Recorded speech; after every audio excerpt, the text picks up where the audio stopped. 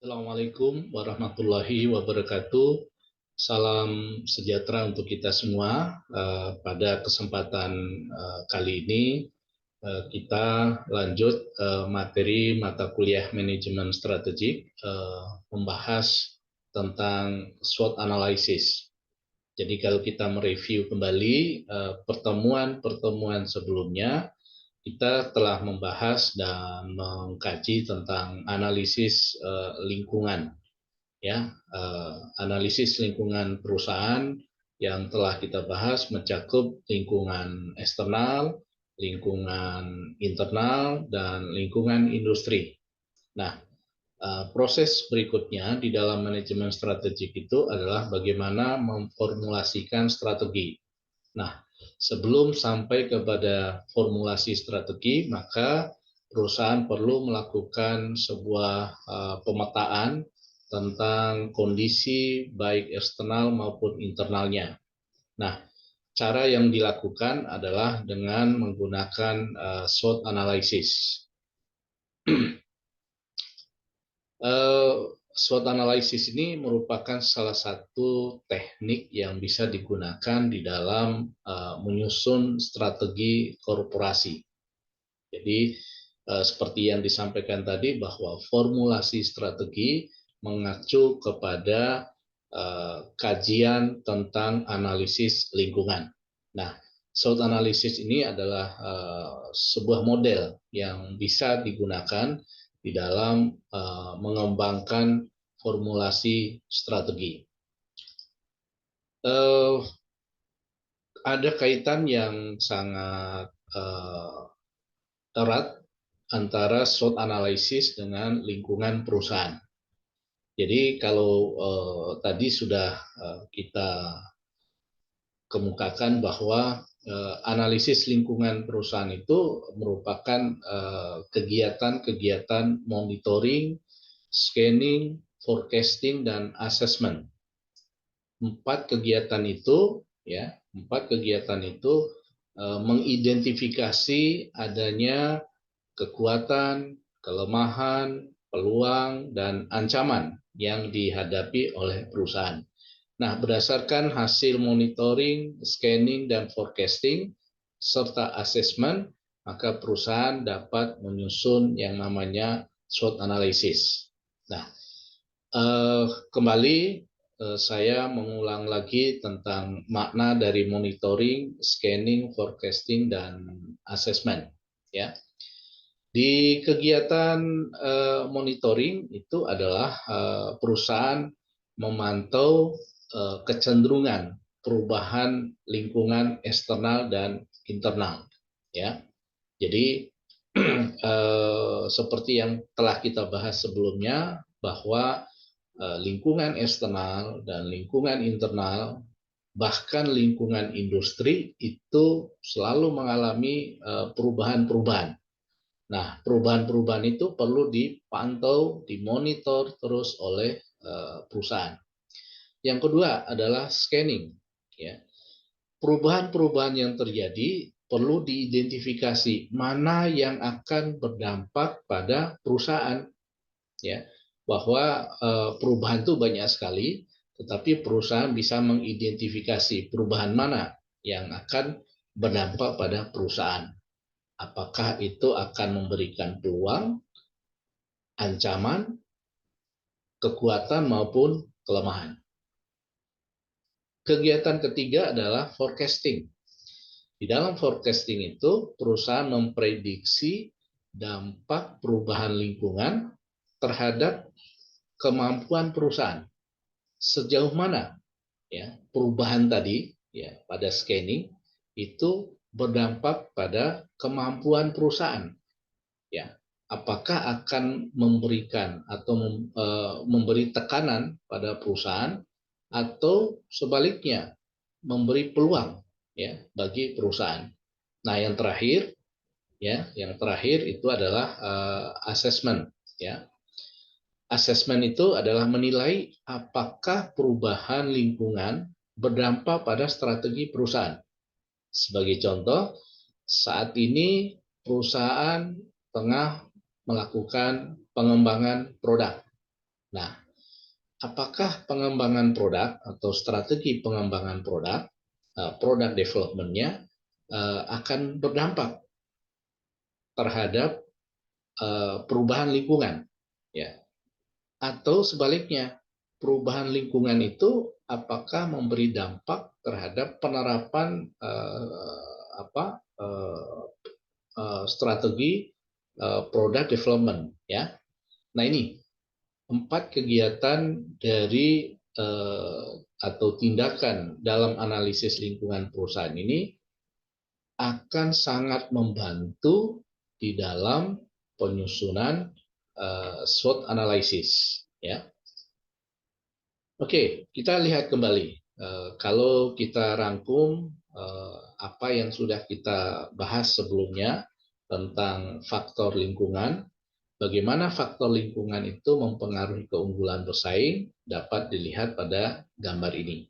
Jadi kalau saya jelaskan, gitu, makna dari gambar ini adalah bahwa perusahaan maupun pesaing itu sama-sama, ya, sama-sama bertujuan untuk mencapai yang namanya keunggulan bersaing, ya. Jadi baik perusahaan maupun pesaing memiliki tujuan yang sama, yaitu mencapai yang namanya keunggulan bersaing. Nah, keunggulan bersaing itu dapat dilihat atau indikatornya adalah seberapa besar pangsa pasar yang diraih oleh perusahaan dibanding dengan industri. Yang kedua adalah tingkat laba yang diperoleh. Berapa tingkat laba perusahaan rata-rata dibanding dengan industri. Kemudian yang ketiga adalah pertumbuhan. Ya. Berapa tingkat pertumbuhan perusahaan dibanding dengan industri. Nah, itulah indikator dari keunggulan bersaing. Namun, ya, untuk mencapai keunggulan bersaing, perusahaan dihadapkan pada, ya, tantangan lingkungan, ya, baik itu lingkungan umum, lingkungan internal maupun lingkungan industri. Ya, lingkungan umum memiliki komponen-komponen seperti yang kita bahas sebelumnya, yaitu tentang hukum, politik, ekonomi, teknologi, budaya, dan sumber daya alam. Ya, itu adalah komponen-komponen lingkungan umum yang mempengaruhi, ya, keadaan perusahaan atau industri secara umum. Ya. Kemudian yang kedua adalah lingkungan internal. Ya. Lingkungan internal sejauh mana kemampuan unit-unit yang ada di dalam perusahaan itu, ya, di dalam menghadapi perubahan-perubahan lingkungan. Kemudian yang ketiga adalah lingkungan industri. Di dalam lingkungan industri itu ada beberapa komponen yang perlu dicermati oleh perusahaan tentang new entry, kemudian bargaining power of buyer-nya, bargaining power of substitutes-nya, atau bargaining power of supplier. Ya, tidak saya jelaskan karena memang kita sudah membahas secara khusus di pertemuan-pertemuan sebelumnya. Nah, tadi sudah disampaikan bahwa kegiatan monitoring, scanning, kemudian evaluasi, asesmen itu berdampak pada penyusunan SWOT analysis. Nah, makna dari SWOT itu sendiri dapat dilihat di gambar ini. Makna daripada strength atau kekuatan, ya, yaitu kompetensi khusus yang memberikan keunggulan komparatif bagi perusahaan di pasar. Ya, ini pun sudah kita bahas di lingkungan internal. Kemudian weakness. Apa itu weakness? Kondisi perusahaan, ya, yang kurang mampu melaksanakan tugasnya dengan baik karena memiliki keterbatasan dalam sumber daya, keterampilan, dan kapabilitas yang secara serius menghambat kinerja efektif perusahaan. Weakness bisa diidentifikasi di lingkungan internal. Jadi, strength and weakness ini tergambarkan dalam lingkungan internal. Kemudian, opportunity. Opportunity adalah faktor-faktor lingkungan luar perusahaan yang positif, yang dapat dan mampu mengarahkan kegiatan organisasi ke arahnya atau perusahaan. Ya.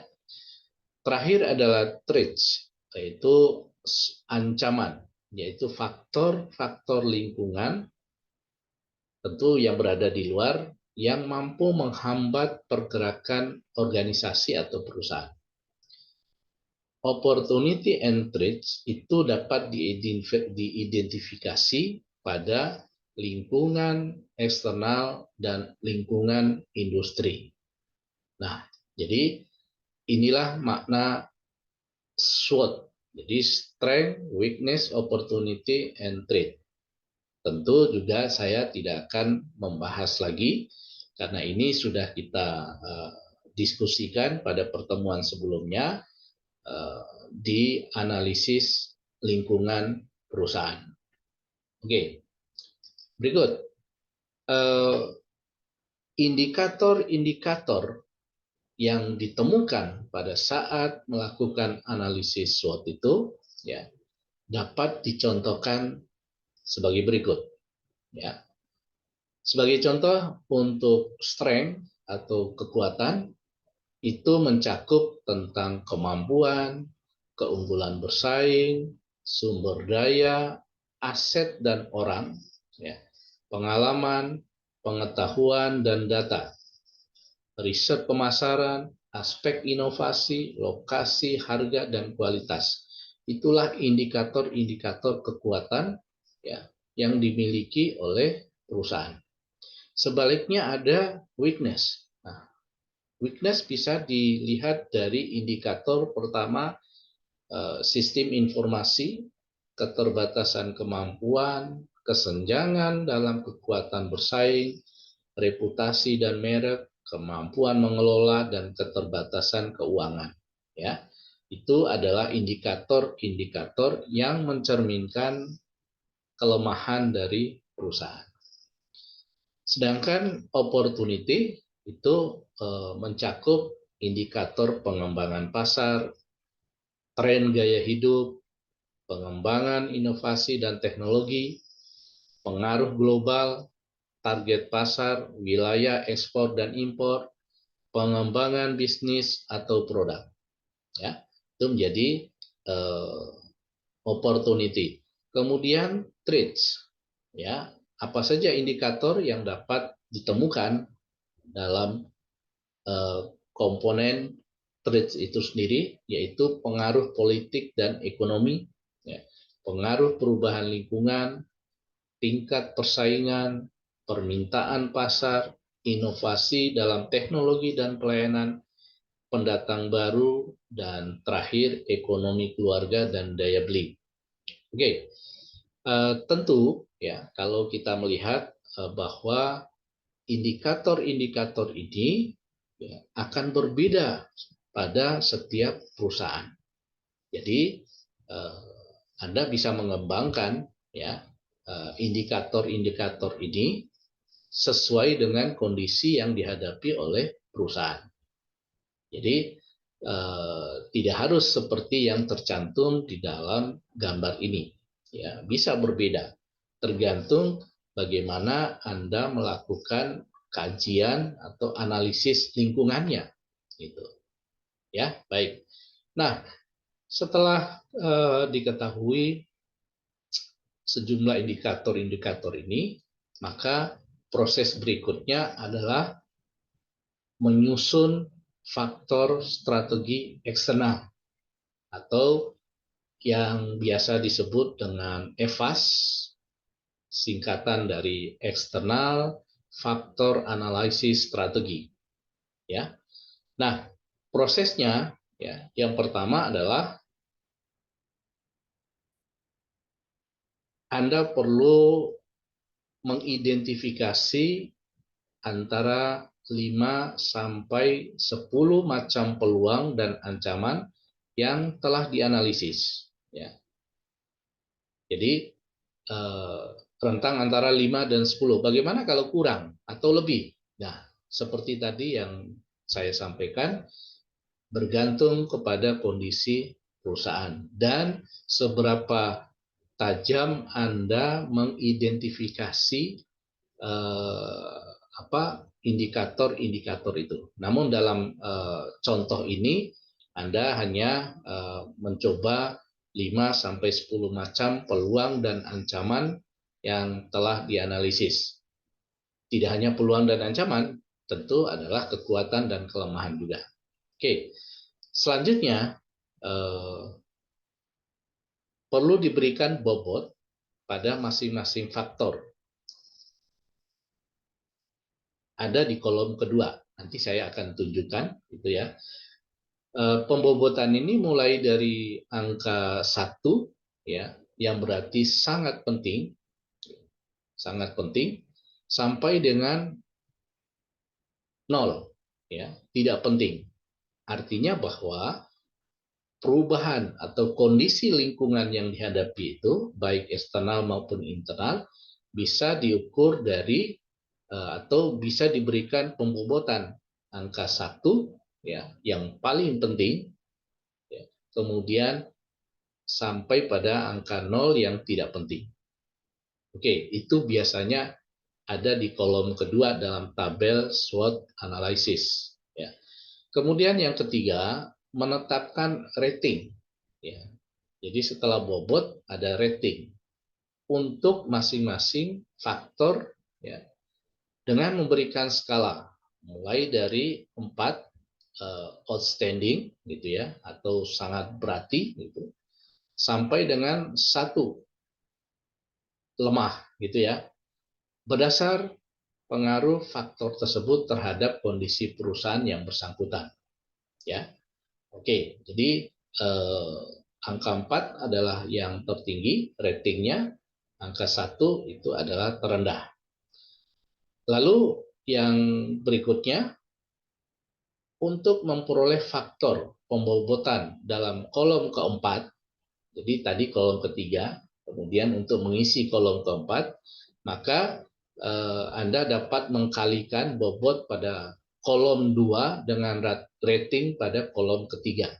Nah, hasilnya itu berupa skor, ya, pembobotan, ya, untuk masing-masing yang nilainya bervariasi mulai dari 4 outstanding sampai dengan 0,1. Oke. Nah, berikutnya adalah gunakan kolom 5 untuk memberi komentar. Ya. Gunakan kolom kelima untuk memberi komentar atau catatan mengapa faktor-faktor tertentu dipilih dan bagaimana skor pembobotannya dihitung. Ya.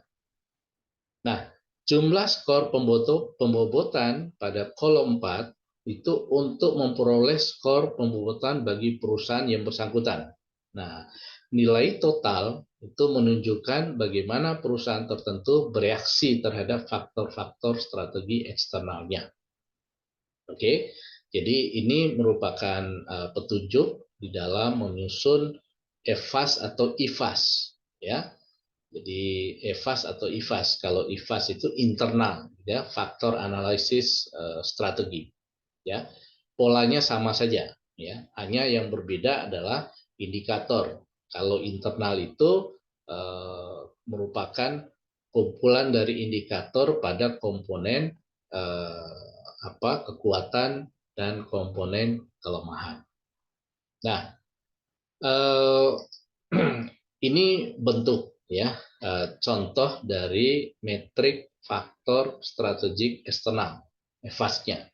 Jadi Anda bisa membuat tabel pada 5 kolom, ya. Kemudian ada baris peluang dan ancaman. Nah, di sini seperti yang tadi diidentifikasi, indikator-indikator itu tinggal dimasukkan saja. Di peluang apa saja, bisa kerjasama ekonomi, perubahan demografi, wanita dalam angkatan kerja, teknologi, surplus anggaran, itu tempatkan di peluang. Sedangkan untuk ancaman, ya, bisa menyangkut peraturan pemerintah, meningkatnya persaingan, munculnya teknologi baru, tingkat inflasi dan inovasi produk. Ya, ingat kembali seperti yang saya sampaikan tadi bahwa indikator-indikator ini bisa berbeda untuk setiap perusahaan. Nah, di petunjuk kedua tadi digambarkan bahwa perlu diberikan bobot, ya, perlu diberikan bobot. Bobot itu mulai dari yang tertinggi 1 ya sampai yang terendah ya 0,0.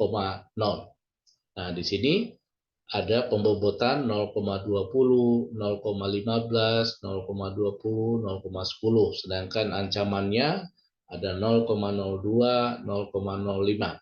Jadi kalau melihat bobot ini ya tidak ada bobot yang sampai maksimal angka 1 ya, dan juga tidak ada yang 0,0, tetapi total secara keseluruhannya itu adalah 1 ya.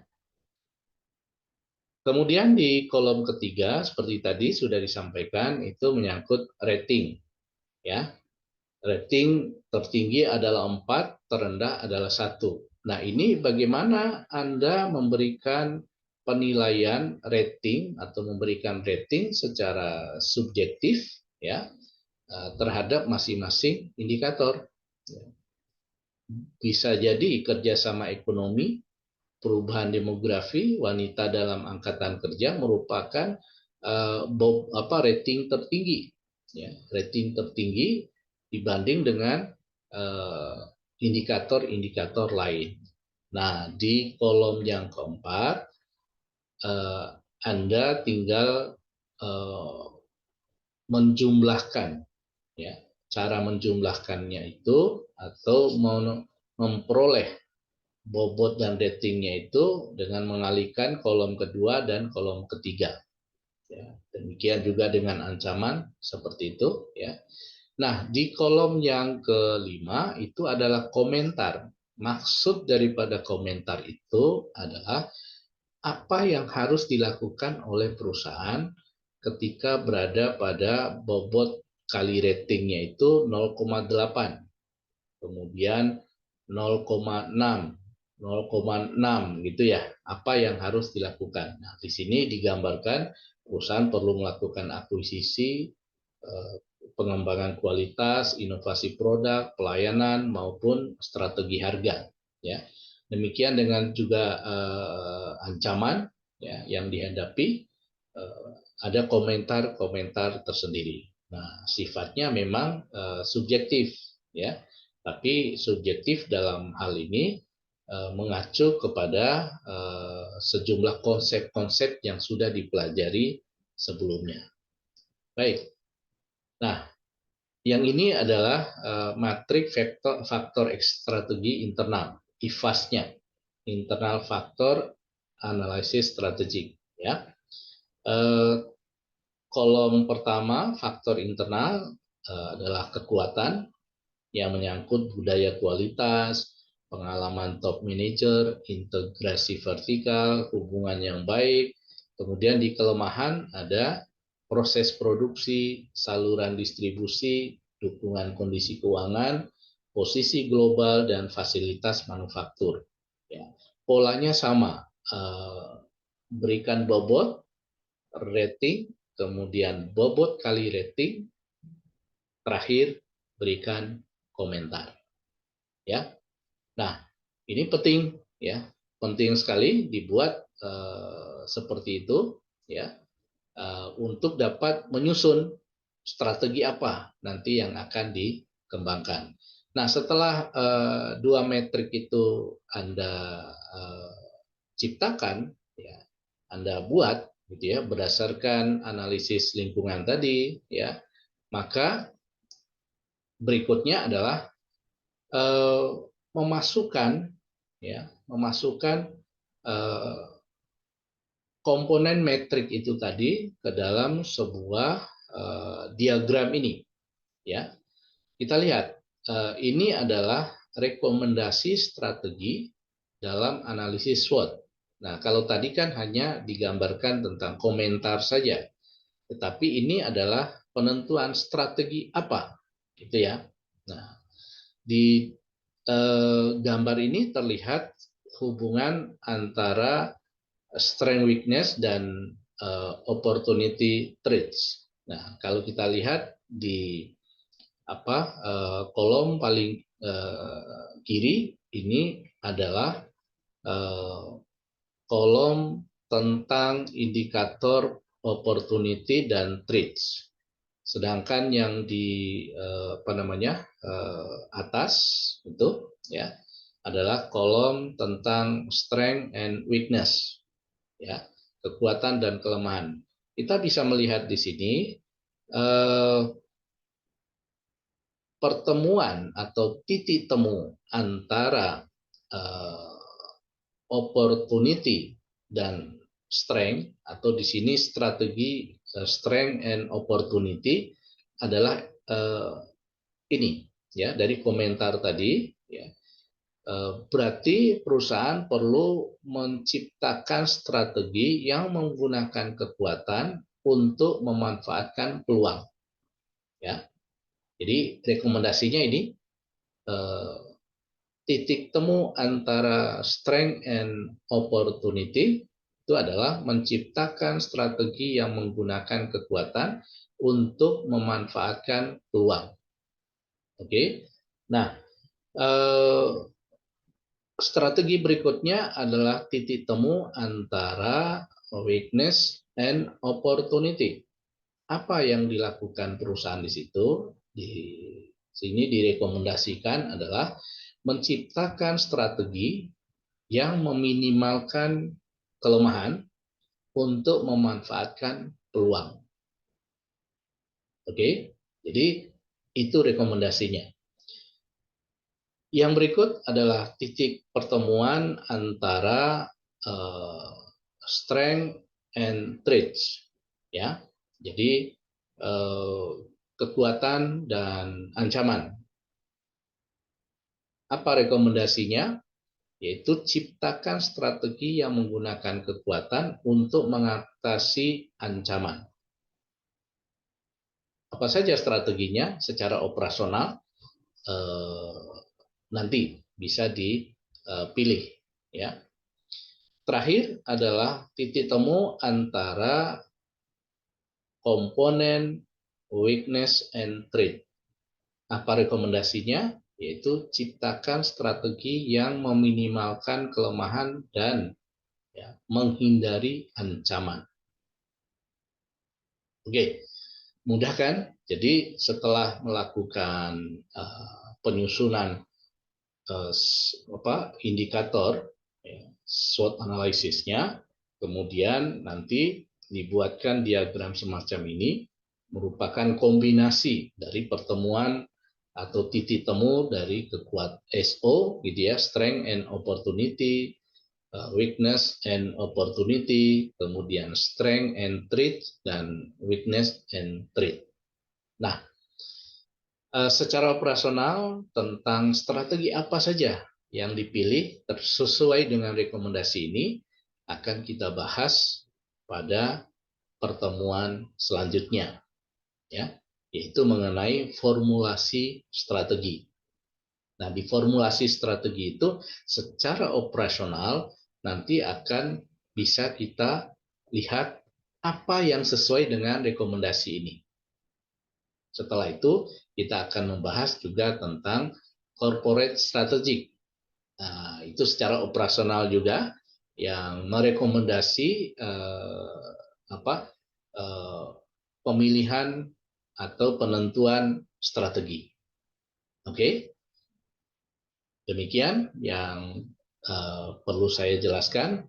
Namun untuk memperkuat Anda di dalam memahami materi SWOT analisis ini, saya memberikan satu penugasan ya, yang dapat dikerjakan secara berkelompok. Jadi Anda tentukan kelompok diskusi yang akan mendiskusikan tentang penyusunan SWOT analisis. Nah, adapun petunjuk daripada penugasan itu ya bisa dilihat di sini ya. Yang pertama, amati sebuah perusahaan dan Anda melakukan analisis lingkungan terhadap perusahaan tersebut. Silakan boleh memilih usaha kecil, menengah, ya, perusahaan yang besar juga diperkenankan, ya, sepanjang Anda bisa mengenal secara utuh perusahaan itu. Boleh melakukan observasi, ya, secara langsung atau menggunakan data-data sekunder, ya, boleh.